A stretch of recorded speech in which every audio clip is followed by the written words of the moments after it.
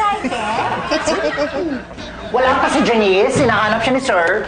Ay, bakla, wala pa. Ba't daw ba?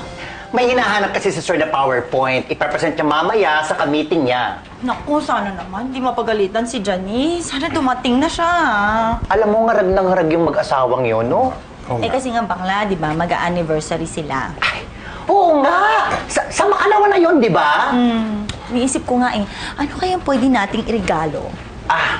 Magpa-party tayo! Bakla, hindi naman nagpa-party ang mga nag-anniversary. Ang mga nag-anniversary, nagde-date. Hey, that's a very good idea. Alam mo, mag-double date tayo. Tayong dalawa at saka silang mag-asawa. Sila pa magtitreat dahil anniversary nila eh. Di ba? Nahiya ka naman, Tommy. Pati ba naman yung pagde-date, papasagot mo pa doon sa dalawa? Oo nga. Saka ano ba, hindi na tayo dapat na sumama pa dun, no? Solo lang nila dapat yun, date nila yun. Alam mo naman kasi itong boyfriend mo, napakahilig sa libre. Hoy, dahan-dahan ka sa pagsasalita ha. Wala kang ebidensya. Kailan ako nagpalibre sa'yo? Kailan? Kailangan mo na ebidensya? Oo! Yan. Yang kaping iniinom mo, akin yan eh. Akin yan.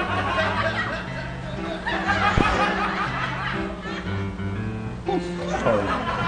Ang dami mo naman ng typo. Wala ka bang autocorrect sa document mo? Paano naman ako di magkakamali? Kanina ka pa nandiyan dyan. Tsaka nakakapi ka na, di ba? Siguro, naghihintay ka pa ng lunch. Pwede rin. Uy! Bakla! Yes. Alam ko na kung ano ireregalo natin kay Janice. Ano? Bigyan natin ng one-night stay sa hotel. Pwede! Ganda! Yes, sige! Dali! Mag-browse ka na dyan. Wait, ha? Kumuha ka ng isang room. Mag-ingat ka sa pagtatype ha. Baka mamaya rose spelling ka na naman. Eto. Okay na to, Affordable pa. I-book na natin to. Ano nga ba yung credit card number mo, bakla? Ay, naku bakla. Max out ang credit card ko. Gusto mo, yung sa'yo mo nang gamitin natin, tapos babayaran na lang kita. Naubos na nga rin yung sa akin eh. Di ba nga, inubos ng walang yung boylet ko? Don't look at me. Inubos ni Mara yung load ng card ko eh. Hoy! Grabe ka naman. Pagka lumalabas sa'yo, ako nagbabayad. Tama na yan. Okay na. Anyway, pwede naman dito ang cash Mag-over the counter na lang tayo sa bangko. Ano naman pala eh. Bigyan mo na sa akin ng pera. Ako na lang magde-deposit. What? Ano sa tingin mo, Mara? Bakla, sige, bigyan na lang natin. Hindi naman tayo makakalabas. Ipa-deposito na lang natin. Sige. Pero Tommy, i-deposito mo to May deadline to. Of course! Just give me the money!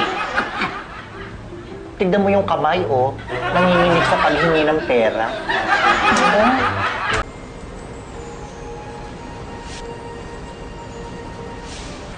Mara, ready ka na ba? Tara na.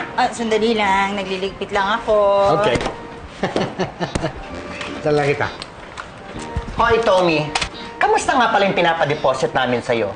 Naibook mo na ba ang hotel? Well, about that. Let me tell you.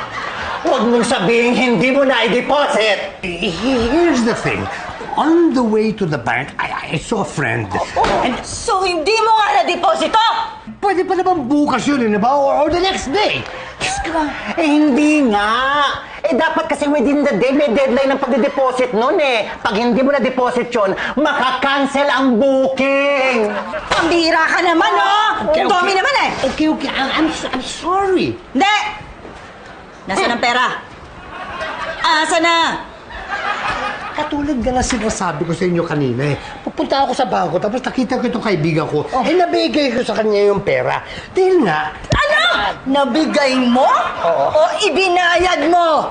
I'm sure, hindi siguro sa isang kaibigan, kung hindi sa isang pinagkakautangan na pinilit kang singilin. Ano? Umamin ka! Ganun na nga. Bakit talaga, Tommy? I'm sorry, gagawa ko ng paraan. Huwag kayo mag-alala. Pagdating talaga sa pagkakaperahan, ikaw, lahat na lang tinatalo mo.